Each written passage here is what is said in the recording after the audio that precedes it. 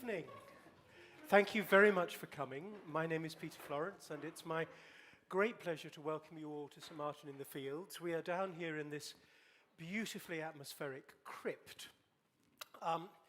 One of the oddest things about this is that when you're down here, mobile phone signals can really screw up the sound system. So please, would you mind turning them off? And at the end of the show, turn them back on again and buy a tree or text Natalie the words mole hands just for the fun of entertaining her. There are a couple of very small, short, brief housekeeping things. The first is that this, as I'm sure some of you will know, but some may not, is a 2-hour evening. There is an hour of Natalie and I talking.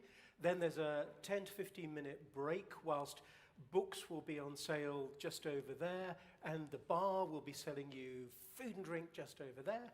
And then there's another 45 minutes to an hour of conversation at the tables you're at, should you wish to stay.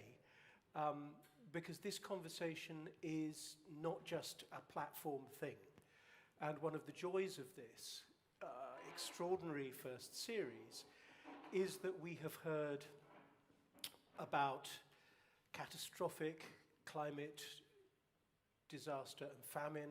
We've heard about the excruciating results for women of patriarchal societies where rapacious men are in charge. We've heard about gratuitous cruelty in times of war and of the extraordinary dangers of extra-human artificial intelligence. Now tell me if this doesn't sound like a dreadful hour with Hera, Athena, and Demeter. But our guest this evening is a wonder.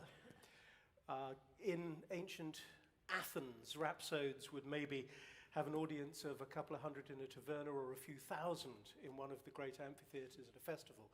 But our guest tonight speaks to millions of people when she stands up for the classics on the BBC radio. And she writes extraordinarily readable books. And if you are going on holiday this summer, be beach mind ready by reading Stone Blind, which is one of the most extraordinary novels I've read for many years. And also writes non-fiction, Pandora's Jar, and most recently Divine Might, which we're going to talk about now. Natalie Haynes, welcome. Thank you very much for being here. Thank you.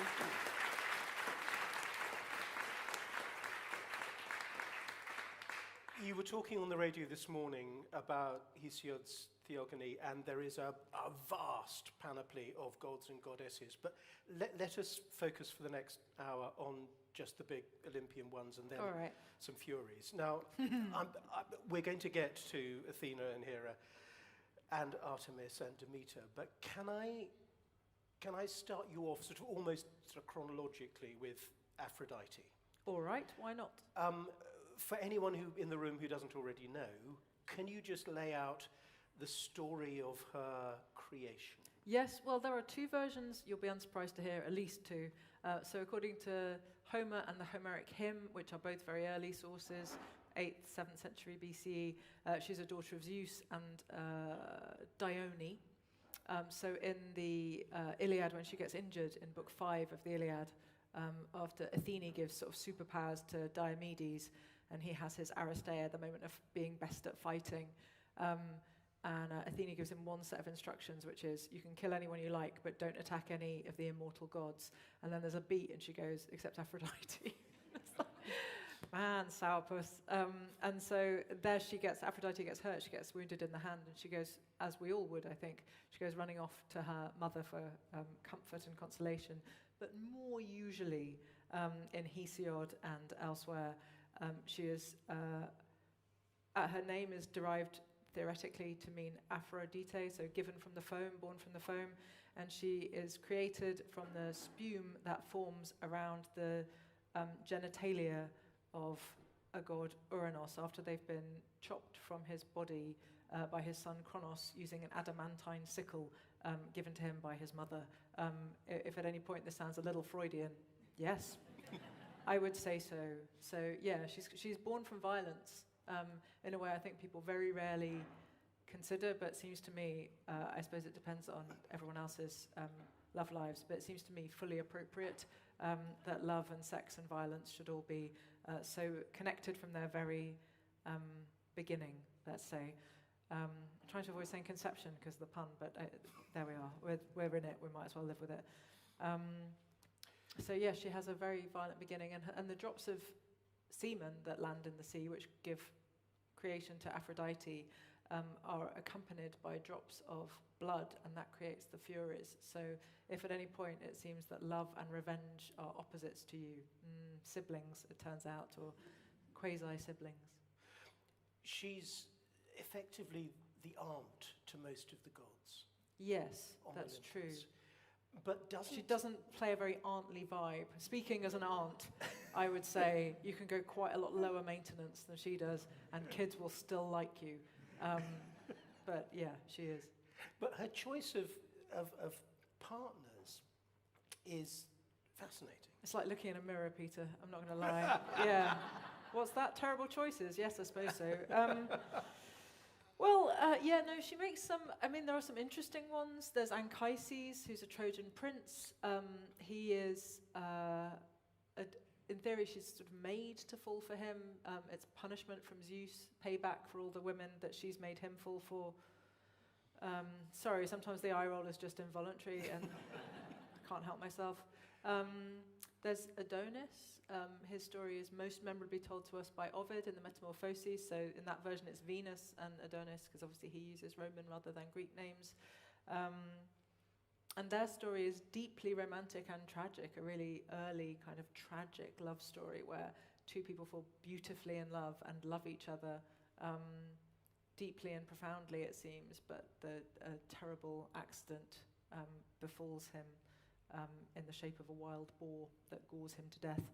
And in terms of her marital choices / divine choices, she's married to Hephaestus, which always seems like a really interesting example of hot girl with practical man.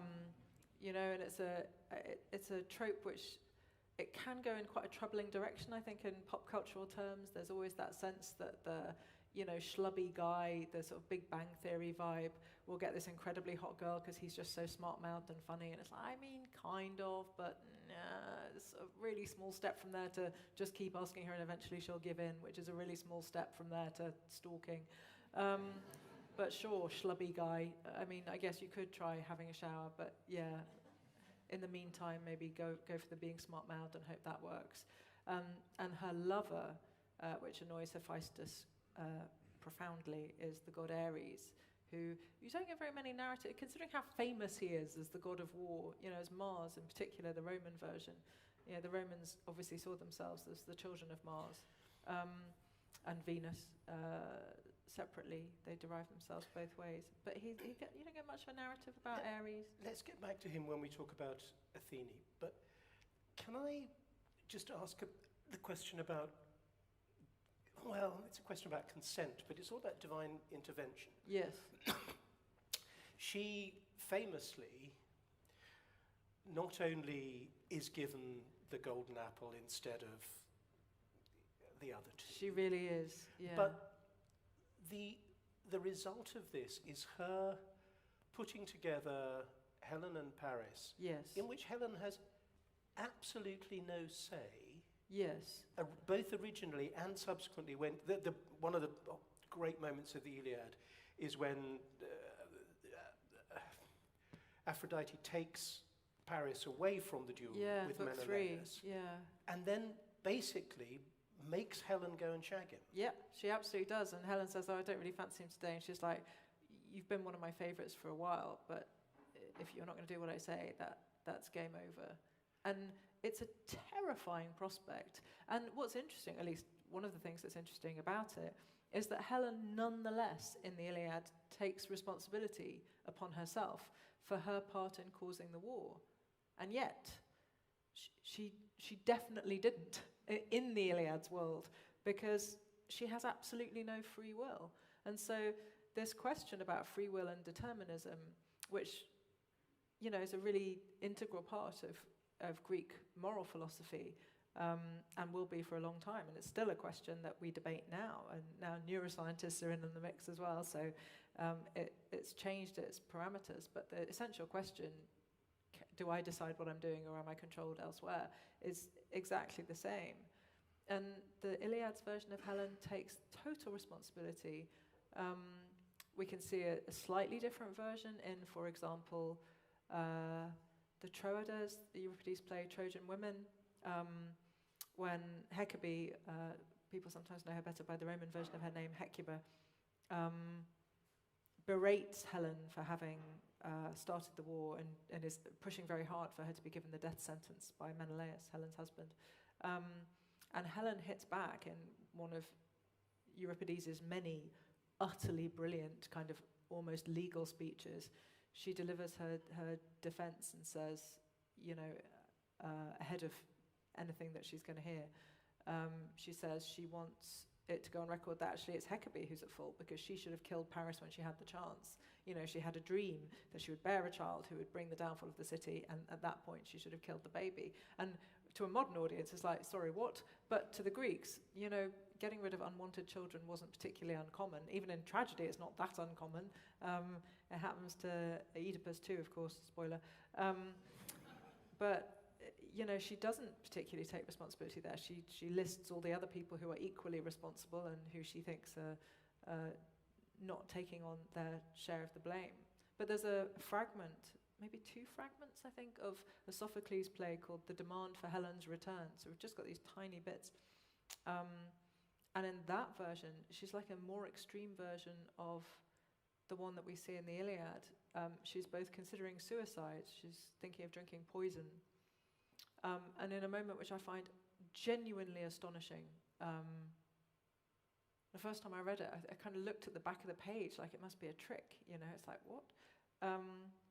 There's a sequence where she's disfiguring her face. She's raking, like, writing implements down her face, trying to scar it.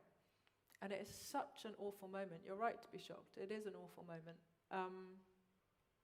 But what's so extraordinary about it is that it feels, for want of a better word, so incredibly modern.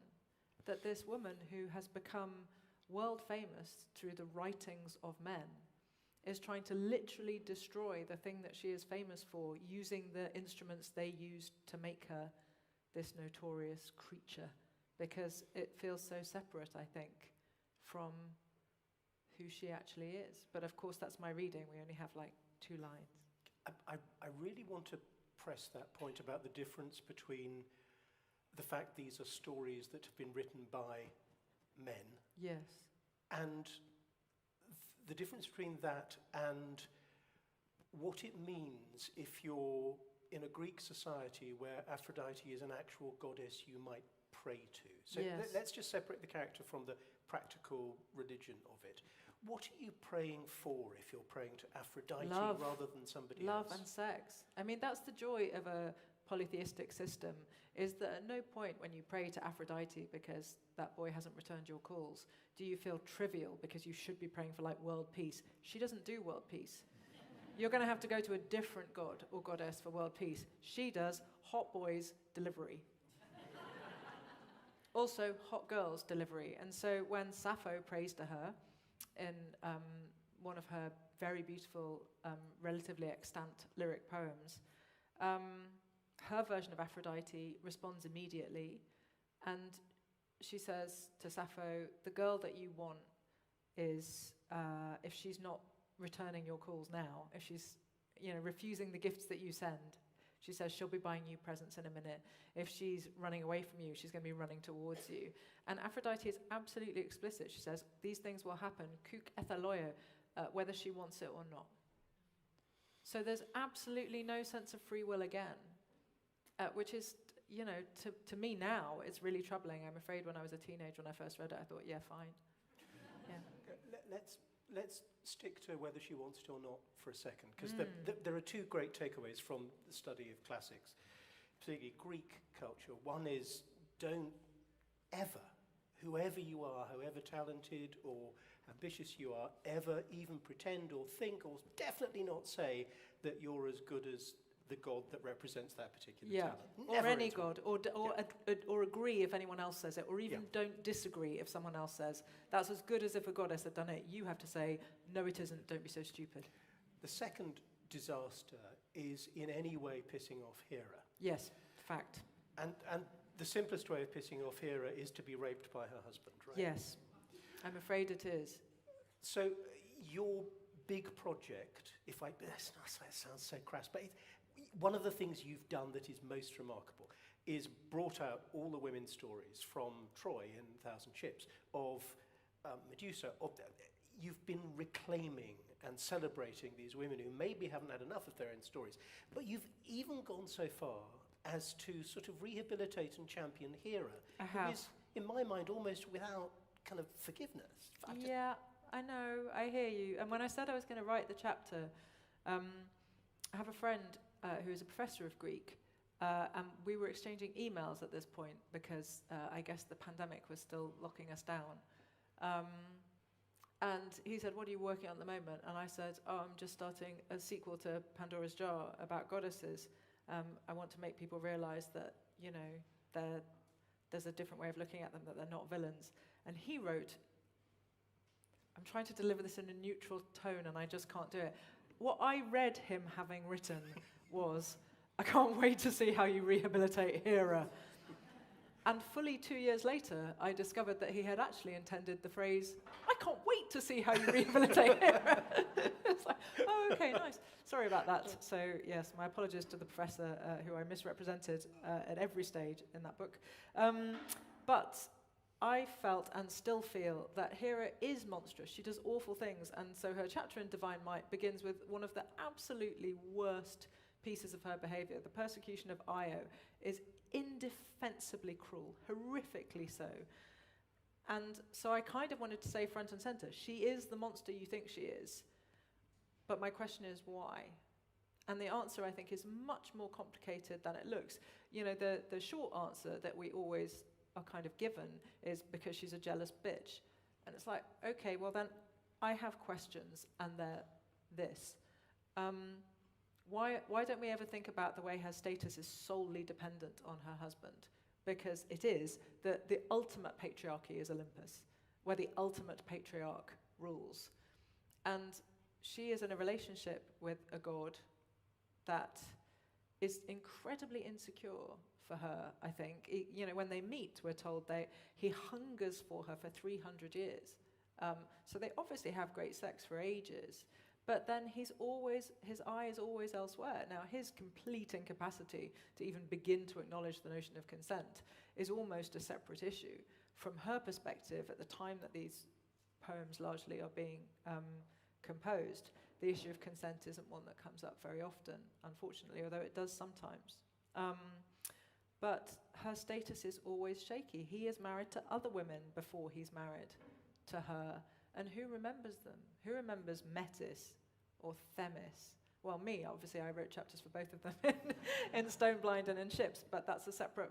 Other than me and 9 other really nerdy people, I think they're largely forgotten. And so Hera knows that her status as Queen of the Gods, it means they have to stay together, essentially. But she's therefore required to stay with a god who is both physically and emotionally deeply abusive. When I say physically abusive, I'm not just talking about rape, although he is obviously a prolific rapist. There's a moment where he chains her up to a rock after she's persecuted Heracles. Tiny baby, boo-hoo. But at the same time, even as a baby, Heracles injures Hera literally. She breastfeeds him, and he injures her while she does so, and it's the spurt of milk that follows that creates the Milky Way, in case you've ever wondered. Don't listen to those scientists, they've no truth for you. And so she persecutes Heracles quite a bit. It's in the act of her persecution that he, of course, becomes heroic, something which they absolutely understood, although they removed that part of the storyline, the Hera as monster storyline, from Disney Hercules. They fully understood that the bit about the story which would work as a heroic narrative was basically geeky young kid becomes hero by doing tasks. So Hera may not intend it, but she essentially causes his promotion to demigod status.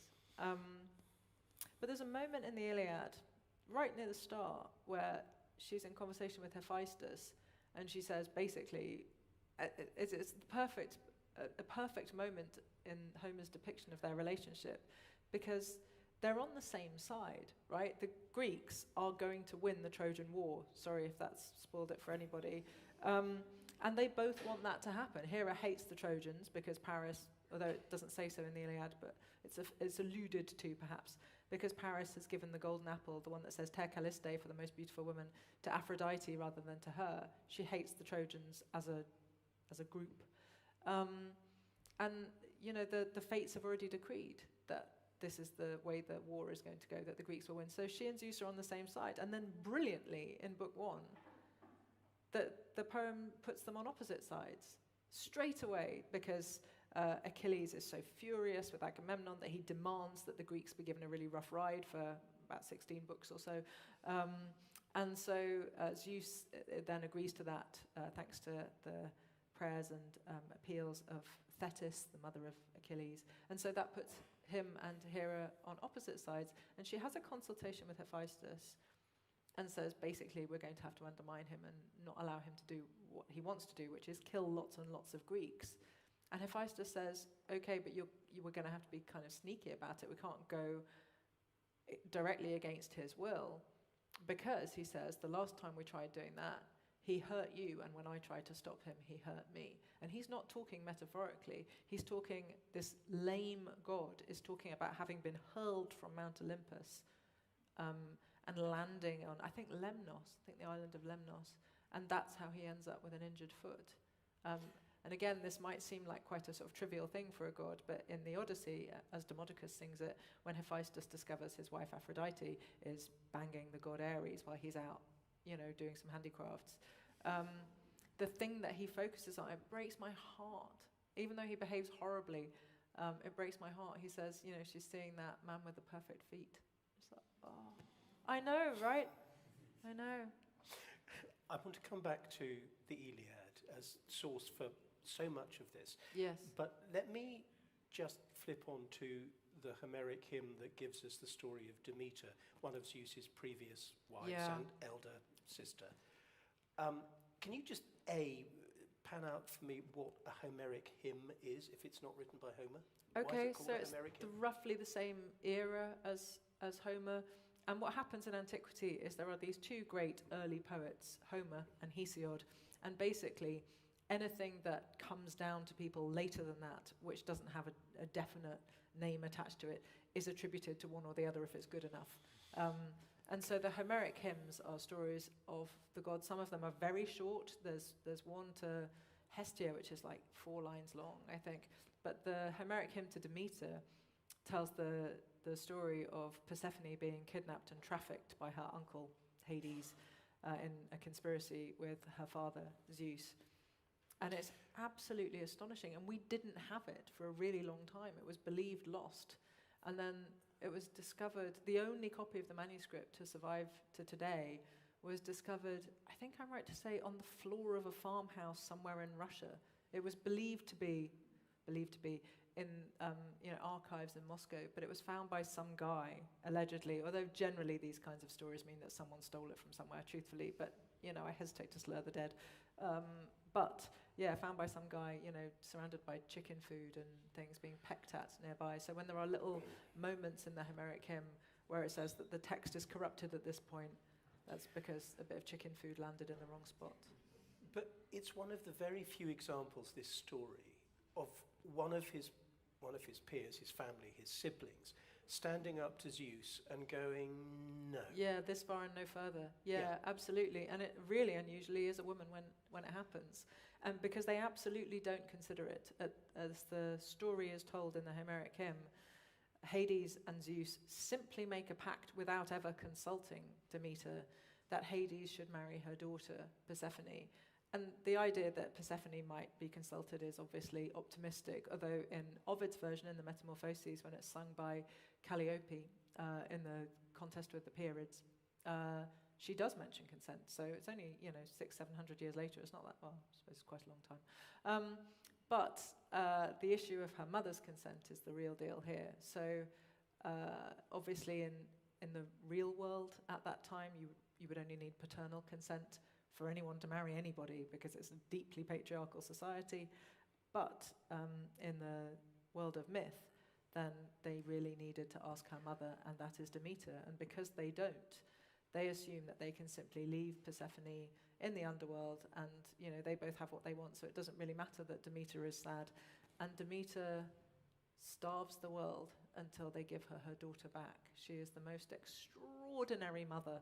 I know Madeleine Miller is writing, or I think has finished writing, a novel about this, which is something I'm looking forward to hugely.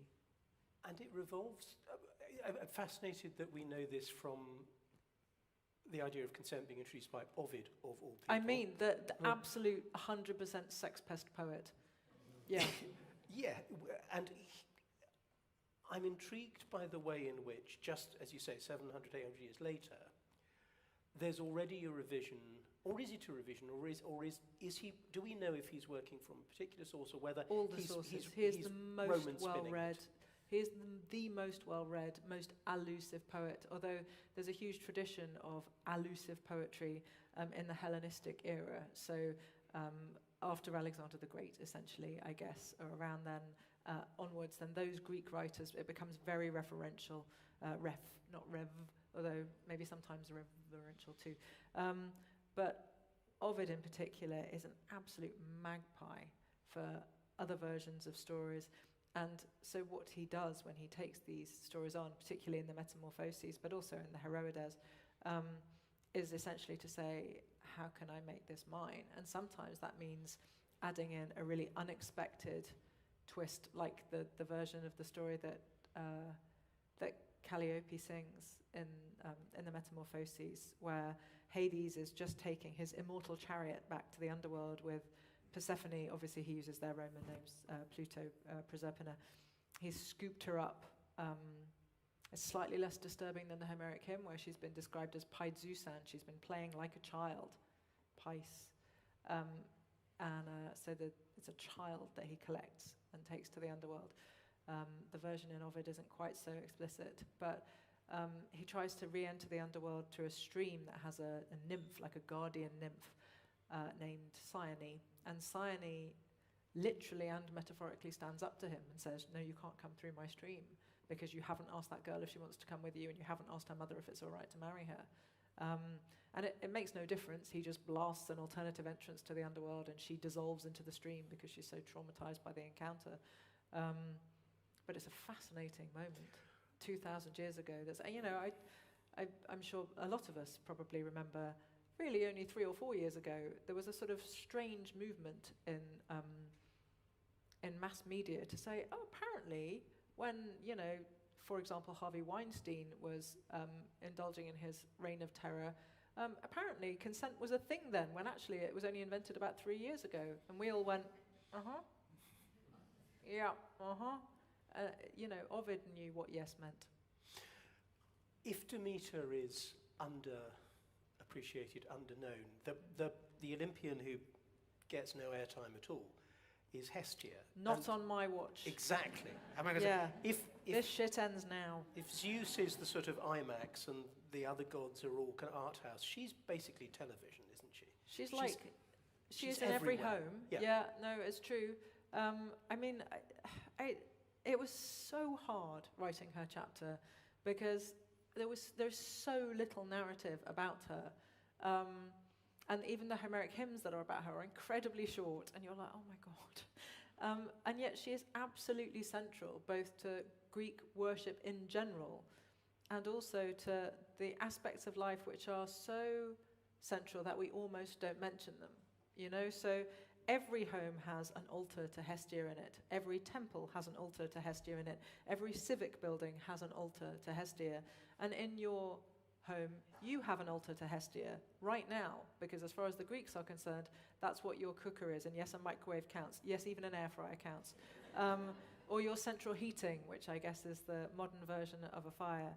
Every single one of these is is a place where essentially when you come home and feel warmth and light, you're encountering the goddess Hestia.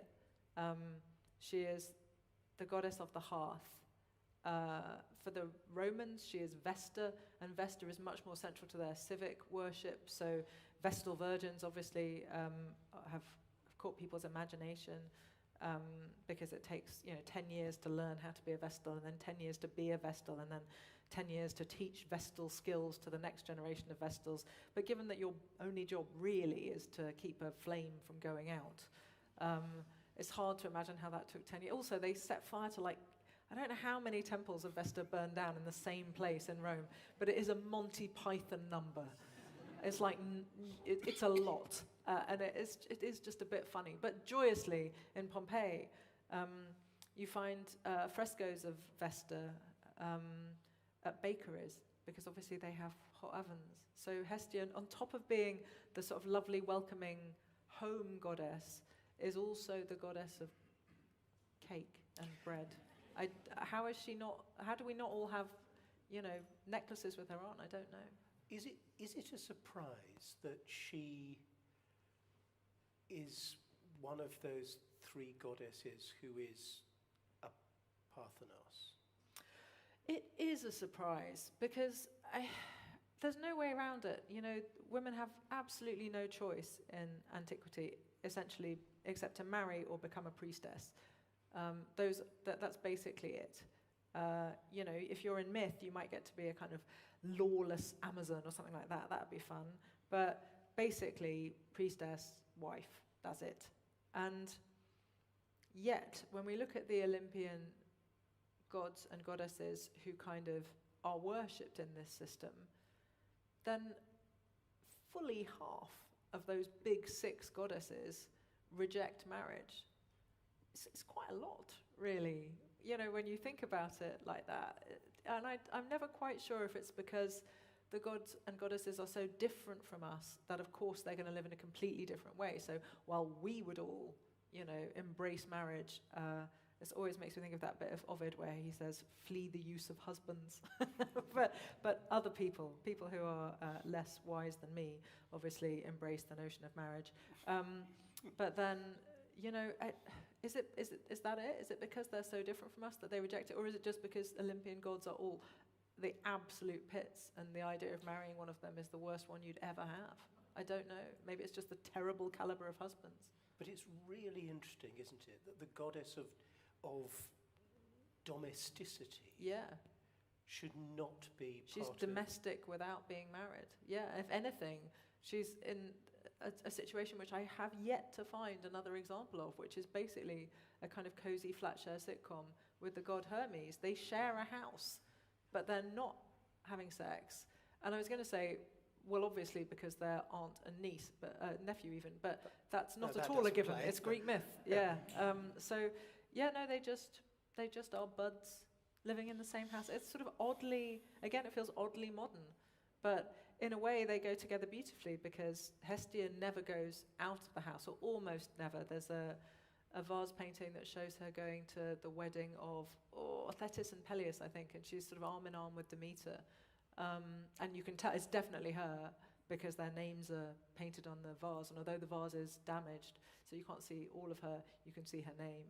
So it's definitely, so she can leave the house, which in a way is sort of borne out by the physicality of fire in antiquity, and at least nurturing fire in antiquity, because even in the Odyssey we can see that the hearth, the central point of Odysseus' house in Ithaca, is obviously immovable, but the suitors don't use the hearth. They use these sort of portable braziers, which many people would have used then and later, perhaps because you don't have the scope for a big enough house, for a permanent enough house, for a permanent hearth. So you have these sort of little mobile flames. That's not the same thing as a hearth. A hearth is the thing that you come home to, and that's how you swear. Odysseus does it in the Odyssey.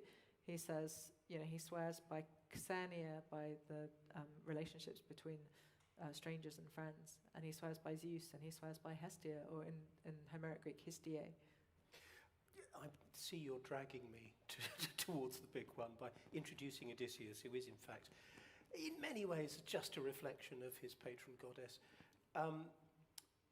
He's So so let- much let- randier than let- she is, though. Oh, yeah, that's She's true. really not here for. Because she's the other great Parthenos. She is the which other great Parthenos, and she just doesn't seem interested in sexual relationships at all. And her relationship with Odysseus is so interesting because she does seem at times to be in love with him. She is properly jealous of other women in his life. She gets really narky with Telemachus in I can't remember if it's book 1 or book 2 of the Odyssey, when he's talking about his mother, if he were to sort of chuck her out of the house, which is what Athene thinks he should do, just bin her, which again already doesn't sound very sisterly. He says, well, if I did that, you know, I'd be really, she would call down the sort of wrath of the Furies on me and I'd deserve it. But she seems genuinely annoyed that he has an actual wife, because Athene, is the real woman in Odysseus' life, and yet there never seems to be even a frisson of sexual attraction between them. She loves him, and you can really see that carried through in Sophocles' Ajax, for example, where they have a seemingly really intimate relationship. But there are times in the Odyssey where she seems like a mother with a child. There are times in the Iliad when she seems like a mother with a child, where Odysseus is concerned. There are times when they seem to be sort of best friends or siblings. But she doesn't ever seem to be interested in having sex with him. But he talks back to her, He which does. is really unusual. So shocking. Yeah.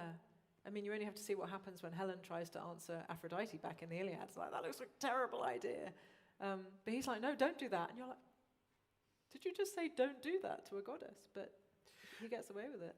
Tell me, the play you just referred to, Sophocles' Ajax, is not terribly well known. No, It's not, I've never seen a performance of it. and it has in it one of the most remarkable scenes in the entire sort of spectrum of Greek mythology, in which Odysseus realizes or comes to some kind of understanding of the difference between gods and humans and what humanity might mean in the circumstance of her, Athene's, terrible manipulation of Ajax. Yeah. Could you just, because I don't think many people know the story, can you just tell that story? For sure. So this is the latter part of the Trojan War. Achilles has died, and his arms, and specifically I think his shield maybe, and also spears, are going to be divvied up and given to a Greek who deserves them. And in the end, they kind of get it down to Odysseus and Ajax, and the sons of Atreus, Agamemnon and Menelaus, decide that it will be Odysseus who gets them. And Ajax is so outraged. He's a great Greek warrior. He expects to be treated very reverently at all times. He's so outraged by this, and he already has a bit of an axe to grind when it comes to Odysseus, that he decides that he kind of breaks. It feels to me very much like a post-traumatic stress disorder story, long before the language of that exists. But the play has certainly been performed as that in Not the even US. post, in fact. in this Yeah, case. I mean, still in it. Straightforward traumatic stress disorder. Yeah, because of course the act of killing in hand-to-hand combat is so intensely physical. Of course, he must have been damaged beyond repair. But that's what we see, I think. What the play is trying to do is explain the sort of psychotic break that a man who had experienced such horrors might undergo. And so Ajax decides that he's going to kill the Greeks, not the Trojans, but the Greeks who have wronged him, so Odysseus, Agamemnon, Menelaus. And he sets out from his tent, they're camped outside the walls of Troy, to commit this killing spree, and Athene intervenes and maddens him so that he sees hallucinations. So he kills sheep and cattle, thinking they are Greeks. And the next morning, the Greeks wake up to find that their flocks, and indeed their shepherds, cowherds, have been killed, and try to work out who's done this. And so the play begins with Odysseus, I mean, I've argued this before and I would stand by it, it's the first detective fiction, because Odysseus is literally following footprints, trying to find out who is the responsible party for killing all these animals. And the goddess Athene turns up, and he recognizes her just by her voice. Like I said, they often do seem like a couple in love, even if there's no sexual element that comes to the fore. And she says, I can help you. Yes, it was Ajax. It was Ajax who did it. And he says, why? And she said, because he thought he was killing the Greeks. He thought he was killing Agamemnon and you. And I made him mad, essentially, as he was outside the tent of the sons of Atreus. So he was just about to do this awful thing. And Odysseus is sort of appalled by this and can't quite believe it. And she says, do you want to see him? And he's like, no, I definitely don't. It's just on this massive killing spree. And she's like, oh no, he won't be able to see you. You just have to keep quiet. But I've put something in front of his eyes, so he won't be able to see you. And he still really doesn't want to see it. But Athene kind of can't read the room in this very rare instance where they diverge in terms of what they want. And so she brings Ajax out on stage to be kind of witnessed in his madness by Odysseus. And Ajax is flat out convinced that he has got Odysseus tied up in his tent, and it's like a cow or something. And he's convinced he's killed Agamemnon. He's absolutely certain of this. And Athene revels with absolute delight in this sort of public performative lunacy. And Odysseus can't share it. And I thought about this play a lot. And I think it's because he realizes it could be him so easily, because Ajax thinks Athene is on his side. And he's like, oh, thanks for always being my ally, Athene, for always fighting alongside me. Sumakos, I think is the word in Greek. And Odysseus has this awful realization that from the inside, he feels the same way. And we know, watching the play, that he is right and Ajax is delusional. But how can he know that? And she has that terrible line, something along the lines of, there's no greater pleasure than laughing at your enemies. And it's like, isn't there? Okay, and then you realize that's the absolute, I mean, she is the sort of queen of overkill in its absolute most literal sense. She is a goddess who literally will kill a giant by throwing Sicily at him. So, how is it that, I mean, she's technically the goddess of what? Wisdom, olive trees. I mean, she's not actually... Strategy, defensive war. Well, that's what I was going to say. Yeah. I mean, she can take out the god of war. Yeah, she can. Which you wouldn't necessarily expect from an owl-eyed goddess of wisdom. Well, also, you'd think he'd be better at fighting. You would. He's literally the god of war. It's like your daughter, Penthesilea, is much better at this than you. But it's the most extraordinary moment when he takes to the battlefield. Ares, god of war, takes to the battlefield to try and get some revenge, basically, for his lover, Aphrodite, who was injured by Diomedes, who had been given amped-up fighting power by Athene earlier in the Iliad. And he takes to the battlefield, and he hurls a spear at Athene, but she has this aegis, this breastplate, which protects her, and even Zeus's thunderbolts don't go through it, we're told. What's it made of? In some versions, my favourite versions, it's made of the hide of a giant she kills without throwing Sicily at him, in the Gigantomachy, the battle between gods and giants. And I mean, this is so vile, and I am really sorry. She basically peels him and gives his skin to Hephaestus, and Hephaestus makes the breastplate. But very troublingly, there's a thing that Greek visual artists do a lot, which is to sort of concertina lots of different bits of a myth into a single artwork.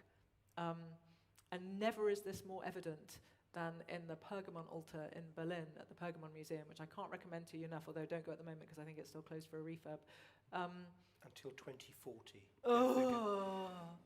I've got secret contact anyway. But the version of Athene that we see there is fighting on the battlefield wearing an aegis, and yet the giant whose skin is going to make it is not yet. dead. Go back to her and taking out Ares. So Ares tries to take her out. He throws a spear at her. It bounces off her breastplate. And she responds by throwing a giant rock at him. And it hits him right here, and he collapses to the ground. And it's just the most incredible moment. She says, your problem, Ares, is that you always forget how much better I am than you are. And it's like, well, already that is great. And she literally laughs in his face, which is a very Greek / occasionally Trojan heroic thing to do. You laugh in the face of your enemy in battle and have a good mock. But the word that she uses is specifically designed to mock him, because she says, Areion, you forget how much stronger I am than you, or how much better I am than you, but it's the comparative from an adjective from his name, Ares. So what she's actually saying is, you forget how much better I am at the things Ares does than you are, Ares. Which is really something. I mean, he does hate her, and he does try to get her pulled, and successfully gets her pulled off the battlefield earlier in the poem, but it can't last. And I don't know why she has such a... Certainly when I wrote her in Stone Blind, her bloodlust is absolutely unquenchable. And there was something kind of thrilling about writing someone... I've been vegetarian for 36 years. That's how mild I am in these matters. But yeah, it's really something when you start sort of unpicking the stories that she's connected to and thinking, well, how do I tell this in a narrative? I honestly didn't realize until I wrote Stone Blind just what sociopath really undersells it, to be honest. I feel like I'm being mean to sociopaths. She is absolutely terrifying, but in an extraordinary, compelling way. And Botticelli aside, gets all the best art as civilization draws on. Yeah, I mean, Aphrodite does get some pretty nice art. It's undeniable, but, Athene tends to get art where she's got clothes on. So she's not going to die of cold the way Aphrodite will when she heads to Northern Europe. But she crucially also gets statuary, doesn't she? She gets great statues. If you go to the Archaeological Museum in Athens, which, all Greeks will roll their eyes about this and tell you to wait until it's been refurbished. And that's fair enough. I think it's going to be in a couple of years. But it's really cool. So just don't listen to them, because you don't have to spend the full 6 hours there. But I did last year. Honestly, it might have been my favourite day of last year. I was over in Athens for work. I didn't have to work till the evening. I was there on my own. I was like, am I going to do 6 hours? Yeah. I absolutely am. Lovely. And there's a whole room of Athenes, a whole glorious room of Athenes in varying states of, she usually has a helmet tilted back. She's usually got the spears. Sometimes you get a lovely vase painting where the spear goes sort of up outside the register bit that shows the picture. It's so cool. Like, she can't even accept the rules of statuary or the rules of, vase painting. She's like, no, this is my big fucking spear, like it. It's just great. And had you been approaching Athens 2,000 years ago, you would have been able to see... Yes, you really would. Her gigantic statues from 40 miles away. Yeah, right? from Sunion, apparently, we're told by Pausanias, the 2nd century geographer, that you could see. So obviously Athens has the most recognizable skyline in the world. Don't come and fight me, Sydney, because of the Parthenon. But that wasn't the only temple to Athene that was on the highest points of Athens. There was also a huge statue. There was a huge statue of Athene inside the Parthenon, but there was also a huge statue called the Athene Promachos, Athene in the front line of battle, in front of the battle, that stood on the Acropolis. And that showed her with the helmet and with the spear, and you could see, Pausanias says, the plume of the helmet and the tip of the spear from Sunion. So yeah, 30 or 40 miles away. I mean, it must have made you think twice. The only comparative example, I think, where you can really get your head around the idea of it is Corfu. If you go to where it's not a particularly exciting archaeological site, the Temple of Artemis at Cardi, there's not much left there, but it's where the huge pediment of the Temple of Artemis at Cardi was found, obviously, and that's now in the Archaeological Museum in Corfu, in the old town. And it's 12.5, 13 meters across, so at its highest point, it's about 3 meters high, I think, and it has Medusa, gigantic Medusa, right at the center, and she's running or maybe flying. She has wings. You can only just see the feathers because it's made of a sandstone, so it's quite soft, and it hasn't weathered perfectly. But it's this extraordinary version of her. It's an archaic version of her. This is the oldest all-stone temple that survives in bits to us today. And then you can see this huge, terrifying, monstrous gorgon, big tusks, and double snake belt, so cool, and snaky hair, and she's flanked by leopanthers, these big mythological creatures, and that would have faced out to sea at the temple of Kardaki. So as you sailed cheerily round to Corfu, perhaps we'll invade here, ladies and gentlemen, you would have just seen this gigantic gorgon running at you, be like, or somewhere else, sailed off elsewhere. I do want to do Artemis, but we don't have time. I want to get to the two It happens to me all the time. extraordinary groups of people, groups of women, the Muses and the Furies. And you obviously can't take them together, but the question that I want to ask you about both of them is, why are they all female? Well, that is a good question and a difficult one to answer. As a general rule, you get large groups of sisters in Greek myth. The Hesiod episode of Stand Up for the Classics, which should now be on BBC Sounds, which obviously I was going to say is free, so help yourself. But actually what I meant to say is paid for by your license fee. Thank you. You've already paid for it, enjoy it. And so you get like 50 Nereids and a huge list of Nereid names. And I found this so, and actually if you go to look up the names of the Nereids, there are loads of sets of 50 names which overlap but aren't ever quite the same. And I was so irritated by this when I was trying to write a Nereid chapter in Stone Blind that I deliberately made a feature of the fact that you can never remember all their fucking names. And that chapter is called, they're all named after the women who narrate them, and that chapter is called A Nereid, unnamed. So that is the small joke there. So you get these groups of sisters, and generally you get a lot of abstract noun sisters. Hesiod's very big on abstract nouns as goddesses. Personifications are a huge thing in ancient religion. There's lots of room for it because it's polytheistic. And so 3 is a really, really common number. There are 3 Graeae, the old grey ladies of the sea, the ones who share an eye and sometimes also a tooth. There are 3 Fates, the Moirai. There are 3 Furies. So 3 is a really popular number for it. I mean, the Muses are 3 threes, I guess. So maybe that's why, again, Hesiod is the first one to tell us their names. Hesiod or Homer is the first one to say there are 9 of them, but it depends who you think came first. But they do always seem to be female. It's really hard to think of, there's like, I think, like sleep and death, Thanatos and Hypnos are male. So you do get male abstract noun deities, but they seem to be slightly more, I'm not sure if earthy is the word, but slightly more human related. I mean, I don't know if Hypnos provides sleep to animals as well as to people, but he's certainly related to the mortal experience and I guess definitionally ditto with Thanatos. But the Muses are sort of otherworldly. Can I ask you, I mean, the context for this question, sitting under this beautiful church, and I'm not asking you to take down Christianity. Well, I am, but not in this session. I've got so much on, Peter. I've got a book due in January. 2,000 years ago, we had an Olympus with pretty much gender balance. We had vast numbers of goddesses of every possible responsibility. Yes. In this extraordinary world. Is that reflected in any way in the way the patriarchal system worked for human beings?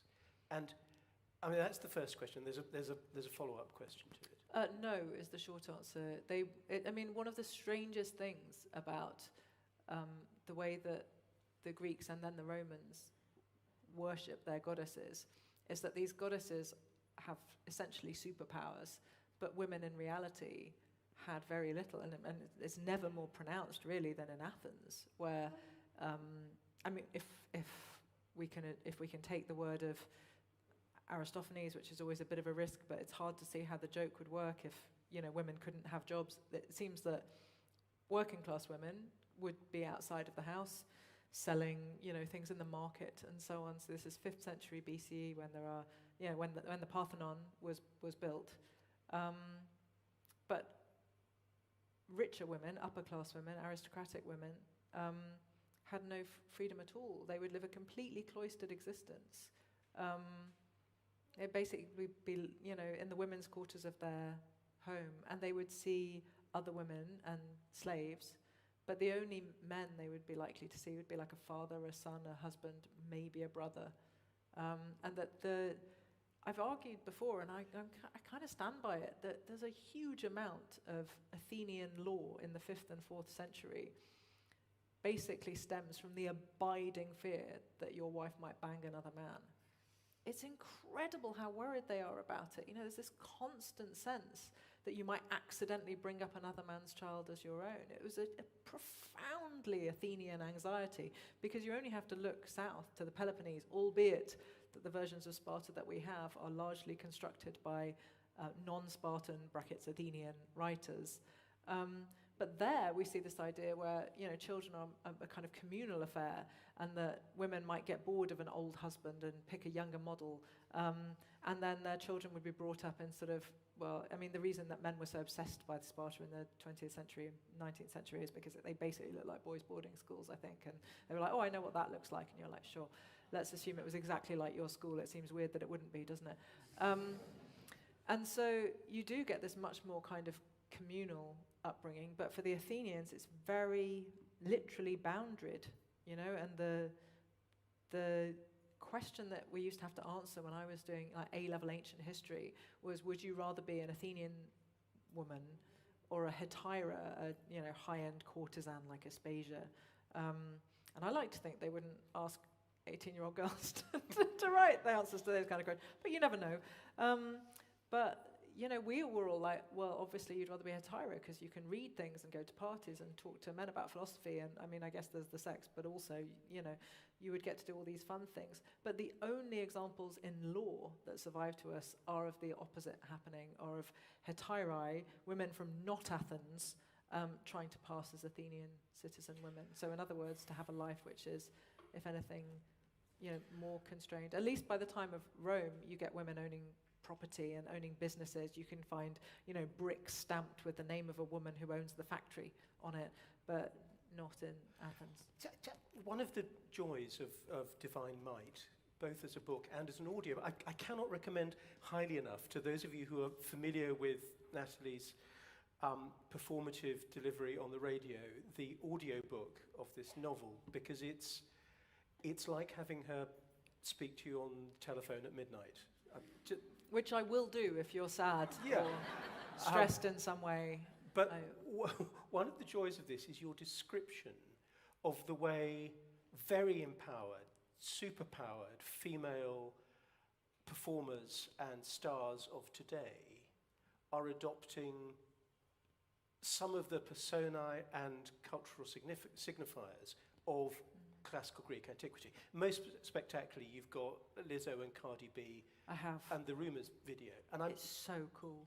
It's very cool, but it's also really surprising that however many thousand years later, that's the reference point they're making in order to make this completely assertive, beyond equality point. Yeah, I wonder if it's because America is a more Christian country than here, and therefore if you want to say, I'm a goddess, you have to find an external to Christianity piece of iconography to talk about. You're not going to... I love Lizzo, and I think the way she breaks down boundaries is incredible. If she had dressed as the Virgin Mary in that video, I would have been astonished. I'm not going to lie. So I think it was probably a better bet, given that she and... Cardi B is wearing... For people who are not as familiar with this video as you are, would you just give a very quick précis of what... So it owes a big debt to Disney Hercules, which, and so do we all, of course. So they are both dressed as Greek goddesses in varying outfits, which, they sort of shift between being sexy and being jokey, and sometimes both at the same time, which is such a cool trick to pull off. So at one point, I think it's Cardi B rather than Lizzo, she's got like the top of a column, the capital of a column as a headdress, and it's gold, obviously, because full bling. But before that, she has gigantic gold earrings, and you look and you're like, wait, are they aubergines? Sure. If you're too old to date on phones using emojis, I'm not explaining it to you, but a young person will tell you what an aubergine signifies. So they're using iconography which, both is incredibly contemporary and is fully ancient, but is not normally combined with the human body, except of course it is, because part of you is thinking, as you see her wearing her funny hat, that she's like a Caryatids, like one of the women who holds up the roof of, well, amongst other places, St. Pancras Church. And so I've always loved Caryatids, because it's like, oh, give it here, I'll hold it. And it makes me laugh. It's like, yeah, women hold up half the world, do they? Is it just half? Are you sure? And so they're talking about all the lies that have been told about them online. All the rumors are true is essentially the refrain of the song, said very sarcastically, all the rumors are not true. And so that they are embracing this riposte to spiteful, vicious things being said about women, and specifically women of color, in a public sphere where the sayer is completely, exempt from any consequences for the most part. And their response to that isn't to, as you might want to, curl up and die, although they must have felt it at times, but to kind of go out there and say, I'm a goddess, say what the fuck you like. Why would I care? And there is something so majestic about that. It's like, well, yeah. I mean, I'm sure it doesn't make the injury hurt less, but there's something. I mean, my favorite is a related to this version that made me think very much of Aphrodite in the Demodocus version of the story, where she's caught having sex with Ares thanks to Hephaestus trapping them in bed, and he invites all the men to come around and laugh at her, and the male gods do come, Apollo, Poseidon, Hermes come to mock her, and then when she's released, because Poseidon pays the bill essentially that Hephaestus feels is owed by Ares, she leaves them, and she's even more beautiful. She is thauma idesthai, Homer says. She's a wonder to behold. So you try tying her up and laughing at her, and you only want her more. And I have never been more potently reminded of that story than earlier this year when, I'm sure the pop culture nerds in the room will recall, there was a very ugly weekend when men who like American football, for some reason, were so upset that a man who plays American football was dating a singer that they decided what they needed to do was make quantities of deep-faked pornography about her and flood the internet with it. And it must have been horrific. It must have been beyond horrific to even consider it as making my skin go slightly. And then a few weeks later, the cover of Tortured Poets Department was made public, and it's Taylor Swift wearing big but undeniably sexy underwear. It's a kind of black and white picture, and her hand is just on her belly, and it's like, sorry, did you just respond to men making deep fake porn of you by releasing an album with a picture of you basically saying, I'm going to be masturbating and I don't care what the fuck you do? Because it really looks like that's what your hand is playing down in that direction. It's just like, oh my, the level of I don't care, say what you want. She obviously must care. She's a human being. Easy though I know it is to forget when someone's also a kind of cultural juggernaut. But I just found it absolutely mesmerizing. I was like, there's the most Aphrodite play I've ever seen a person do. It's just extraordinary. Do you know, we've been going at this for 2 months, and that is the thought that I want to leave you with from this whole series. Ladies and gentlemen, thank you very much for this. And you, Natalie Haynes, thank you. Thank you so much for coming. I tell you, the thing about goddesses is it takes one to know one. There are books on sale over here, there's drink and snacks on sale over there, and there's more conversation to be had. Do please enjoy the next hour and the next 10 minutes of buying stuff if you want to, but please don't feel any obligation to do so. Thank you very much. Thank you.